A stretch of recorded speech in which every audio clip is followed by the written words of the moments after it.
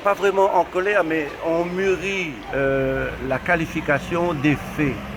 Lorsque on voit dans la presse quelqu'un qui est ensanglanté dans la rue et on poursuit déjà quelqu'un pour tentative de meurtre, nous, ce qu'on souhaite déjà, là, en première chose, c'est qu'on requalifie ça de tentative de meurtre. Parce que mon fils a été entre la vie et la mort.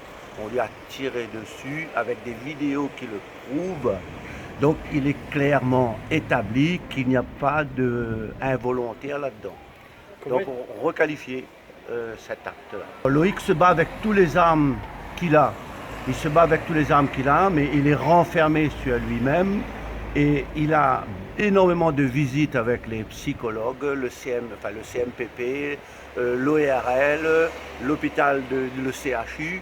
Et là, on va rentrer dans les chemins des expertises. Et longue sera la route des chemins pour les expertises, parce qu'il y en a plein. Il y a pour la vue, pour le nez, il y a aussi pour la psychologie. Ouais. Effectivement, il a soif de justice. Nous avons tous soif de justice. Et cette impatience-là, il a rompu. Lui, il a rompu avec les médias, il a rompu avec le Facebook, etc.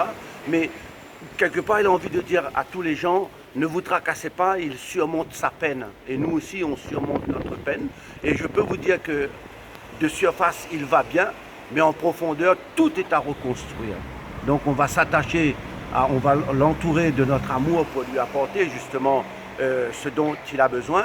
Et on va faire confiance à l'avocate pour mettre en œuvre justement la requalification et puis la recherche de vérité. Il ne faut surtout pas minimiser que c'est un acte un fait d'armes. Il doit être considéré comme quelqu'un qui est parti sur un théâtre de guerre, mais si nous sommes en paix, on n'est pas en guerre nous aussi. Donc ça, il faut bien le faire comprendre.